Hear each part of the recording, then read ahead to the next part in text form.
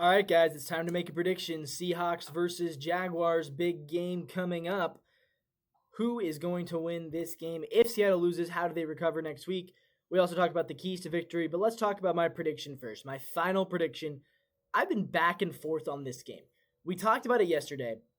This is unequivocally the most difficult road game Seattle has had to play since week 4 of last year, which was the only road loss of the Mike McDonald era. They are 9-1 on the road. If you look at who they've beaten on the road, look at the quarterbacks they've beaten. They've beaten Kyler Murray twice. They've beaten Aaron Rodgers twice. They've also taken down, if you look at last year on the road, they took down Kyler twice, Aaron Rodgers twice. They took down Jacoby Brissett. That's 5. They took down Brock Purdy and the injured cast of 49ers. That's 6. They beat soon-to-be benched Kirk Cousins. That's 7. They beat Caleb Williams. That's 8. Jimmy Garoppolo, which is 9. And then the one loss was Jared Goff in Detroit, week 4, 42-29. We lost by 13 points in that game. This is the most difficult matchup so far. You look at listen to the quarterbacks I just named. Brissett, Caleb Williams in his rookie season was bad. Jimmy Garoppolo, twice against Kyler, twice against Aaron Rodgers. Kirk Cousins, who was benched that season, and Brock Purdy, but he was missing Kittle and Ayuk. So, again, I'm not trying to take away anything. It's really great that we are 9-1 on the road. The one time we faced a real good team, we got kicked in the butt by the Lions last year. So this is redemption from that. This is your chance to really prove, we are the team that wins every game on the road, not just because we've been playing a bunch of kind of mid to below average quarterbacks. I'm interested to see what happens. Jacksonville, on the other hand, they just beat the Chiefs, and that informs a lot. They are also the best team right now at causing interceptions, and I will say, I've been singing the praises of Sam Darnold all year. Sam is a guy who does tend to get a little bit reckless. He's a guy that does tend to turn the ball over sometimes, so that does give me pause for concern, just because we've seen Sam turn the ball over. We've seen him be, I wouldn't say a turnover machine, but we've seen him be a quarterback capable of making mistakes. Now, let's put it that way. He's capable of making mistakes.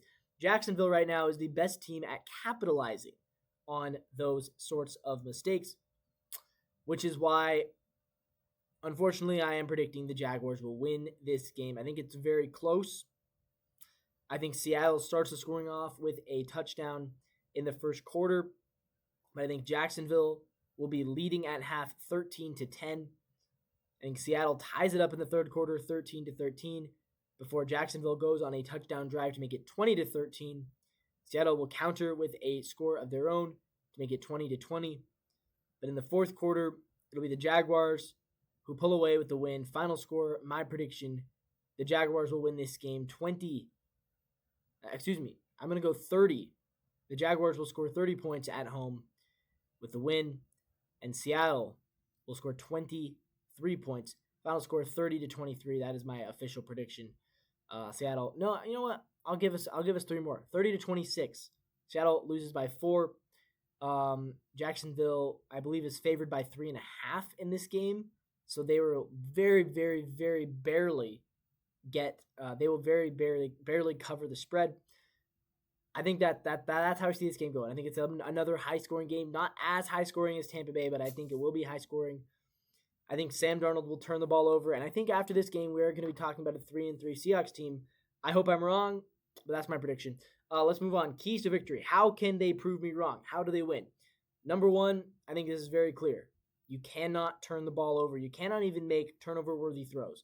Darnold has to be smart every single time he lets the ball out of his hands, because this is Jaguars secondary is unforgiving. They've got a linebacker with multiple picks. I mean, this is a great secondary. They're taking the ball away from everybody. They took the ball. Patrick Mahomes threw a pick 6 against them. So if I was Jacksonville, if I was Sam Darnold, every throw is intentional, and if you don't have an open guy, throw it away. Don't even give them a chance. I mean, right? Like, don't even give them a chance. Because as soon as you give them a chance, they're going to pounce. Like, this is a ferocious cat. They're going to pounce if you give them a chance. So don't let the ball get in their hands. Number 2, stick to what you're good at. Run the ball, throw the ball, complementary offense. It was working against Tampa. I think it can work again. You've got to stick to it. So far, I've liked what Clinton Kubiak has done. I want to see more of it. So that's number 2.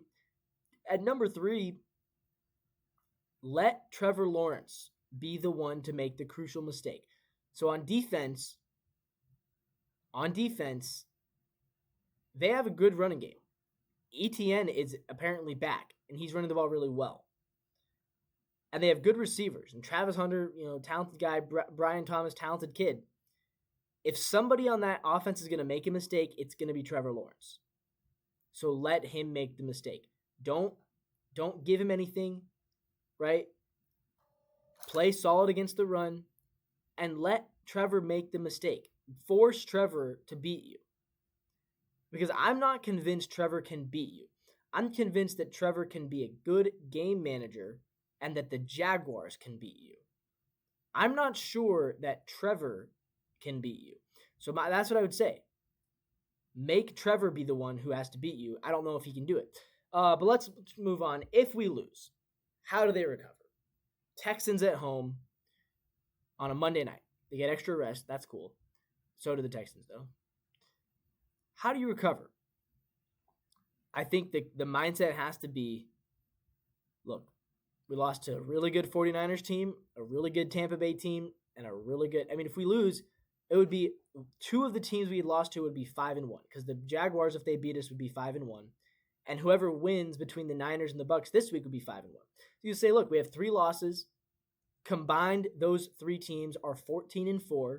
So we have the really good teams. We lost to 3 really good teams. We believe that we are in that next tier. We believe we can take the next step. And you just go from there. You can't let it get in your heads. There will be a lot of talk about Seattle being pretenders. And I get it, because people are going to look ahead on the schedule and say they're going to pencil in a loss to the Commanders. They're going to pencil in a loss to the Rams.